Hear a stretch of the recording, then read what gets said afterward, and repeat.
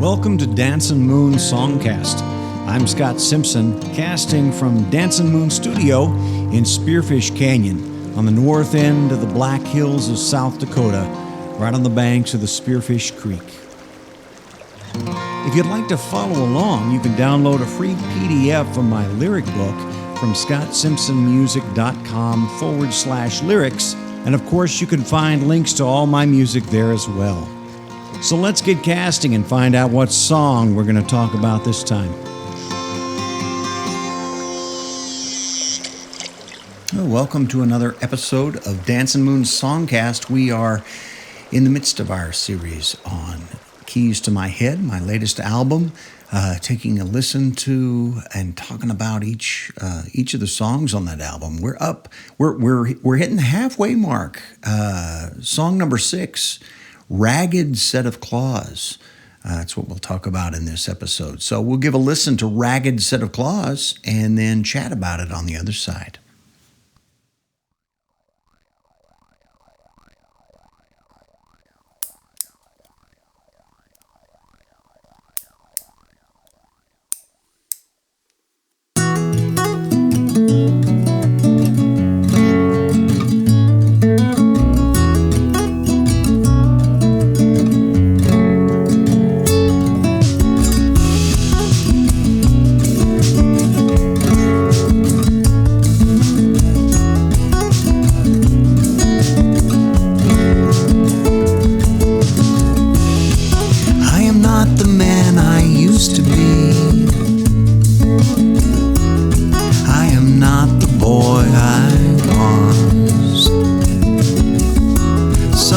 I have trouble getting used to me.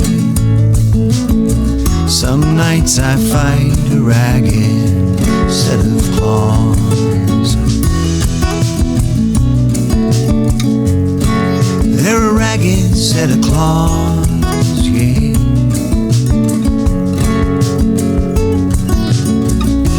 Brave adventures were my future. Back when I dreamed myself a hero's cape and hood. But every time I leave my bat cave these days, some clever joker shows me why I should stay cave-bound for good. I should stay cave-bound for good, yeah. My hours have grown narrow. Eat, sleep, do my job. My friends increase their distance.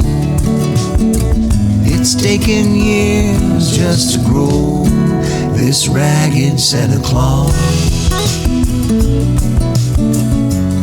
Oh, it's a ragged set of claws.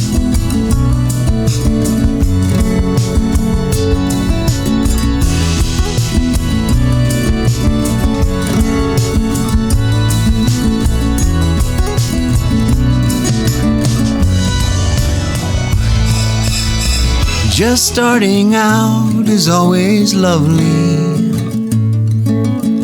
It's when we write the stories we believe, yeah. But down the road we meet the monsters, yeah. In the battle is when we see we've been deceived. Yeah, the monster is me. I've been deceived, yeah. My hours have grown narrow.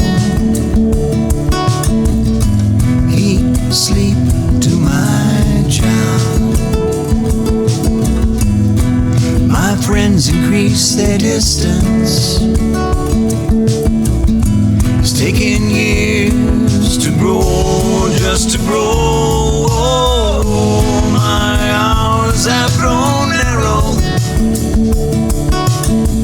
I eat, I sleep, I do my job. All my friends seem so distant. took me years just to grow this ragged set of claws. With a ragged set of claws. It took me years to grow this ragged set of claws. This ragged set of claws.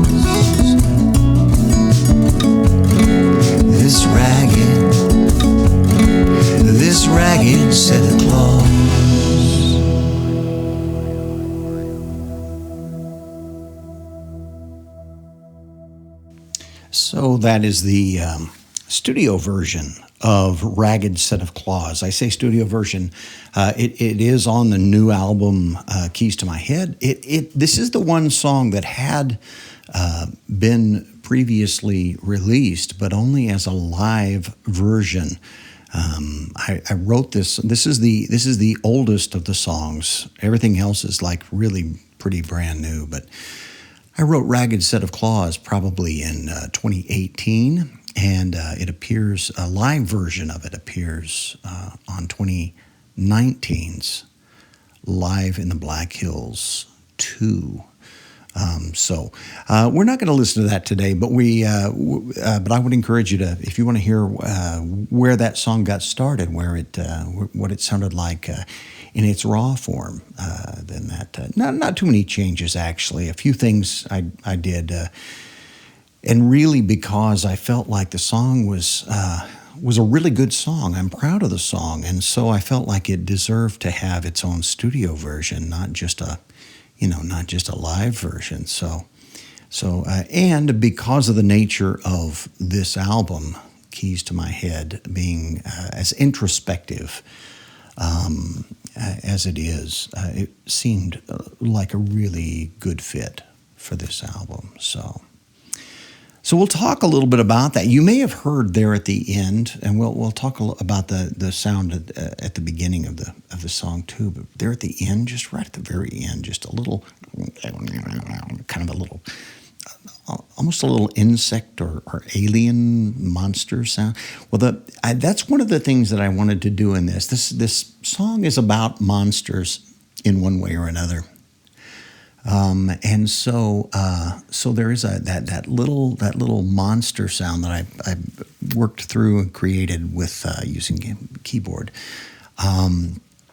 and that happens there at the end, right at the very end. It happens kind of in the middle. There's a middle part that we'll talk about, and then at the very beginning, of course, as with all the songs on this album, I'm beginning each song with a sound recording. And the sound recording at the beginning of this song is the clipping of nails. The song is, of course, called Ragged Set of Claws. And so we have the clipping of I believe, toenails there at the beginning.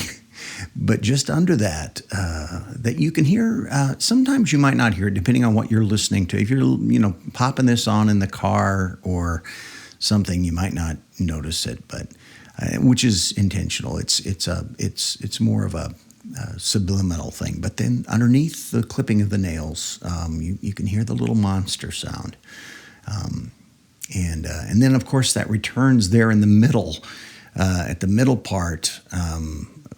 Along with some other things. We'll talk about that when we get to that part of the song, maybe.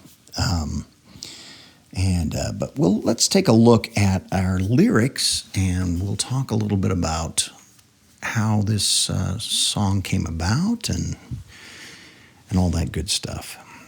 So I did write the song in 2018 as part of a contest, actually, here in my hometown. A business kind of hosted a songwriting contest that I did not win with this song, and that business is no longer.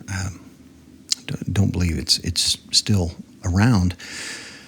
But you know what? I got this song, and so however they can, that's one thing about songwriting. However, whatever brings about the song, you're thankful for that. That's great. I'm thankful for the business, and its decision to put forward a little songwriting contest, and I don't even care that I didn't win. I feel good enough about the song that I'm not too concerned about that or threatened by it, which is, I think, an important thing for a songwriter. By the way, I'll just say this on the side. If you allow everyone else's opinions about your songs to weigh too heavily on you, and I'm not saying they shouldn't weigh on you. I definitely am a proponent of getting feedback and taking into account what others think. But you've got to be discerning about that. You've got to know, one, who am I getting this feedback from, and do they have a taste and an opinion that I actually respect? And two, what do I do with that information? Because some people will want to tell you how your song should be, and no one gets to tell you that except you. You can take what they say, and you can say, I'm going to take that into consideration, and I'm going to evaluate what I want to do with my song based on what they've said. But you don't turn over authorship to someone else, and you don't turn it over to them inside your brain either, so that you're not happy with whatever it is you've done unless you get the thumbs up from somebody out there. That's a sure way to end your songwriting. So anyway, song that started as an entry for a contest, Ragged Set of Claws. I'll mention this right off the bat. It may come up later. The title, I believe, may have come first, which is rare for me. But in a case of a contest, it's not. When you have a contest or a prompt, obviously you get an idea and then you write toward that idea. Most of the time, I start with a feeling or a musical element or something, and I let it draw me toward whatever the key big idea is. In this case, I think I did start with something, and it was this idea of the ragged set of claws, which has always been a compelling phrase to me. It is a phrase that I did not develop. It came from a T.S. Eliot poem called The Love Song of J. Alfred Prufrock, which is an incredibly famous modernist poem by T.S. Eliot. And it's about just in real extreme brief summary, a kind of a sad little man who is unable to find love and feels like he probably will never be able to find love. But a line near the end, he says, I should have been a ragged set of claws scuttling across the ocean floor. So he's feeling like he should have been some creature in the dark depth of the ocean rather than this man doomed to move among others much more lovely than himself, and be unable to make the connection he wants to make. So now that's not the theme of this song, but that is the image that sparked the beginning of the writing. And so there are some connections there, but I think that the idea of this song probably went in a slightly different direction. It is more personal than just, it's not purely a fiction. And so I was drawing on some of my own thoughts, and I have not had a problem with love in my life. I feel very loved. I have a wife of nearly 34 years, 2 wonderful adult daughters, a grandson, lots of love there. Plenty of friends. I'm not feeling like J. Alfred Prufrock. However, that said, this is an introspective sort of song, so we'll get into some of those themes here in a minute. So let's begin. I am not the man I used to be. I am not the boy I was. Some days I have trouble getting used to me. Some nights I fight a ragged set of claws. A ragged set of claws. So I think as I entered into the writing of the song, I began probably with proof rock, but quickly made the connection with myself as far as changes that happen. And I think the changes that are fundamental in my own life have to do with setting out to be or to do some particular thing and realizing that that's not what's going to happen, that something else is going to happen. And I can either be upset about that, I can either fight against that and tenaciously fail to give up on the impossible future I had dreamed, or I can begin to make peace with what is actually developing, which is what I think we all we all attempt to do.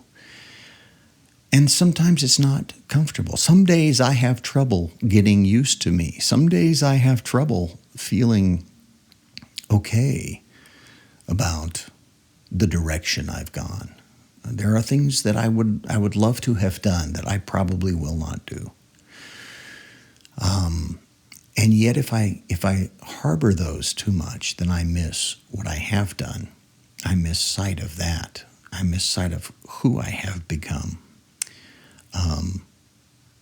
And yet, these elements of falling short, certainly, and I can say this based on very, very recent nights, some rather sleepless, can result in dreams.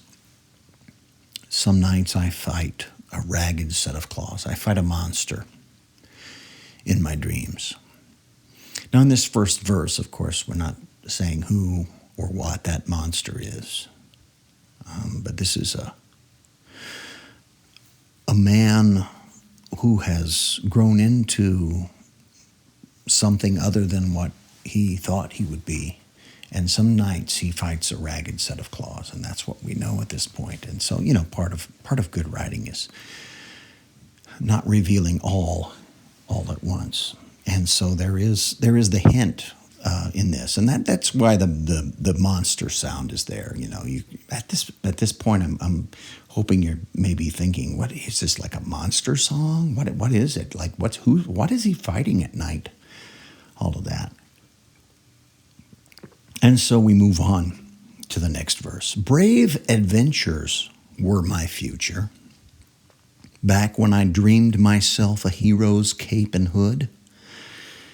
But every time I leave my bat cave these days, some clever joker shows me why I should stay cave-bound for good. I should stay cave-bound for good. And I think in the original version I said, that was actually the second time was a question, should I stay cave-bound for good? So proud of, referencing Batman, trying to tap into the superhero thing that's real popular these days, I guess. No, I when I was a kid, I used to watch, of course, it was the original TV show. And I remember running around my house with a towel wrapped on my neck, going da-na-na-na-na-na-na-na-na-na-na-na-na, Batman. And I did that for hours and hours. I could entertain myself for hours doing that. I had one other little friend who lived right next door. His name was Sean, and we would do that together. Excuse me. Unfortunately, Sean was the type of person, and he was, I think, maybe slightly older than me. But I had recently moved to town, and so he had established himself a little more. So he ended up being Batman, which of course left Robin for me, which, as wonderful as Robin was, no one ever wants to be Robin. You want to be Batman. But that's That's beside the point. You dream yourself a lot of heroic things. You imagine all kinds of important things. We all do that. As human beings, we want to do important things. We want to do big things. We want to make a big difference in the world, I think. But then you get to that place where you have a bat cave, that safety that you pull back into. Well, you make your schemes, you make your plans of what you're going to do. And for me, at least, as an introvert, it sometimes becomes more difficult to leave the bat cave. Because when you go out there, you meet those jokers, and you say, wow, I don't know, is this worth it? Is this worth it? Coming out to do something important, do something heroic, do something worthwhile, valuable. If I'm going to come up against opposition every time, and there's nothing worse than laughing opposition. I mean, the Joker was such a perfect character because not only was he evil, he was laughing all the time at you and at your misfortune and at his own destructiveness. And so you begin to wonder, especially if you're an introvert, man, should I just stay in the bat cave? Should I just stay? What's going on? And so near the end of this, that verse,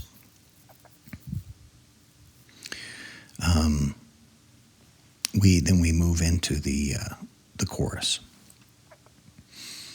My hours have grown narrow. Eat, sleep, do my job. My friends increase their distance. It's taken years to grow this ragged set of claws. This ragged set of claws. So, you begin to withdraw. And I've always been a person who questioned, am I staying connected enough with my friends? Because it's never been an easy thing. Not because I don't like my friends, but because staying connected at a distance takes a lot of energy, especially when you're an introvert. And I've always felt a little guilty about that. I've always felt a little bad about that. I've always felt really good when I had a friend that I could just pick things up where we left off when we got back together. But generally speaking, that only works if your friend is somewhat as introverted as you are and okay with that. Because many friends, and I don't say this in a negative sense, many friends expect to have the friendship serviced. And that's only fair. I mean, it's somewhat unfair to expect a friendship to continue to grow and to live and to exist when you don't do anything to feed it, to nurture it, to keep it alive. Or you do the bare minimum. I mean, we don't do that hopefully, we don't do that with spouses, with children, with parents, with family members, with close friends who live in town with us. But sometimes maybe we expect that to work with friends who are far away.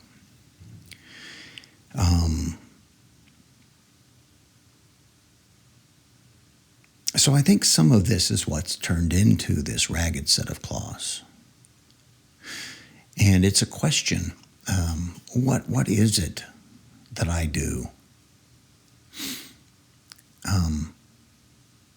that keeps friends distant? What is it that I do that pares down my social circle to a very small circle? And do I intend to do that? Should I reconsider how I'm spending my days and my hours that have grown narrow, eating, sleeping, and doing my job? Do I spend enough time focused on those other things, on those social things, on maintaining social connections? So then we get to the instrumental that's kind of in the middle. It's not a big instrumental. It's just kind of at the end of that first chorus. And so I wanted to do something once again with the monster. And the monster sound comes in a little bit there, but what we get building up is the organ, kind of a variation on Phantom of the Opera or something. And you can picture this monster from behind. If I were going to make the music video, which I haven't, I would see the monster from behind. Looks like a man, but then you see his hands playing the organ, and you notice the claws on the hands. But the organ music builds up till the very end when you hear that screech, screech, screech from the shower scene in Psycho, and then boom, we're out of it, back into the next verse. So just a hint of this monster again. And we get to this last verse. Just starting out is always lovely. It's when we write the stories we believe. Down the road, we meet the monsters. In the battle is when we see we've been deceived. Yeah, the monster is me. So, an acknowledgement that there in the beginning we write the story that we believe, that kind of guides us, this story of who I am, of my identity, of what a good person is, and how I fit that. And we get frustrated because things don't go the way we want. And we blame a lot of monsters. And maybe there are some monsters, some external monsters that we can blame for some things. But at some point, that runs thin because you realize, I've got some culpability in this. I've got some sharp claws that come out every once in a while. Maybe I'm the monster. Maybe the reason it hasn't always worked out the way I wanted it to was because I got in the way. I drove some of those folks away. So we get to the final chorus. My hours have grown narrow. Eat, sleep, do my job. My friends increase their distance. It's taken years to grow, just to grow. My hours have grown narrow. I eat, I sleep, I do my job. All my friends, they seem so distant. It took me years just to grow. This ragged set of claws. This ragged set of claws. This ragged set of claws.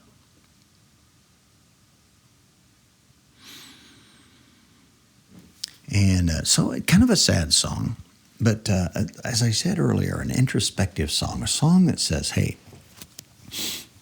maybe I've laid some blame elsewhere, and I need to look closer to home.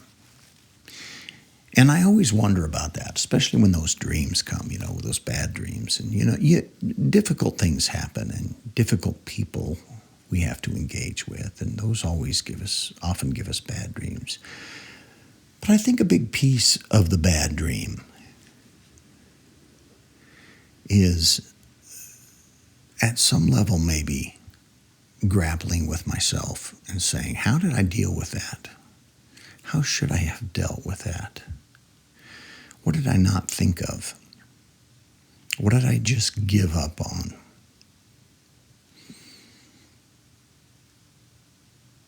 Is this whole mess at some level my own fault? And I don't know that just racking myself with guilt is a healthy place to be. It's no more healthy than J. Alfred Prufrock deciding that he should have been a set of ragged claws scuttling across the ocean floor. That's not really a healthy thing, but I think it is healthy to reflect and to say, am I going through life like a victim, blaming everyone else? And there may be plenty of blame to go around for whatever garbage is happening to me or to my family or in my life. But there's always going to be some garbage. What is it that I'm not noticing that I could do? And usually that has to do with some change that I could make, some different direction that I could take, some better, greater balance that I could achieve. And so I think it's sort of about that. And it's about noticing what are my sharp edges, in a real literal sense. Do I keep clawing people? When I reach out and try to be caring and loving, do I accidentally claw them because I haven't trimmed down these sharp claws? And what does that look like? I don't know. I've known people like that, and of course I'm saying, possibly in some ways I have been guilty of that. But I've known people like that who I think were reaching out in genuine care and genuine concern, but they had sharp edges. And every time you got help or advice or time spent with them, you also came away with a few scratches. So I think becoming aware of that, and the only way to be aware of that is to be a little more attentive to the people around you. What messages are they giving you? This kind of goes back to what we said at the beginning about songwriting. It's not that I believe everything that others would have me believe about myself. But if people shrink back, if people have to recover, if people have to find some healing after they have been around me, I should be aware of that. I should notice that, because there may be some things I need to take care of. I may be inadvertently clawing those I intend to be kind to. So there we have it. Ragged Set of Claws, song number 6, halfway through a 12-song album called Keys to My Head. You've received several keys to my head thus far. We'll get the rest in the next 6 weeks. Thank you for joining me again. You can get all my music, all links to all my music for download or for purchase, and find my lyrics at scottsimpsonmusic.com. I'm reminding people of my new project, which is more or less a children's set of children's songs that will be an album in July of 2021. But right now they're coming out as singles under the name Nana Papa. That's myself. I'm Papa, and my wife Nana. We are Nana and Papa because we just had our first grandchild, Fox. And so that inspired us to do some songs, learning and teaching songs for families. And they are not just children's songs. They are songs maybe that give parents and grandparents and children opportunities to talk about important things. So look for that. We've got 2 singles out right now and more on the way, so I'm excited about that. Thanks for spending some time with me here on Dancin Songcast. We will look forward to seeing you, or at least talking with you next week. Same bad time, same bad channel. Stay tuned and be well.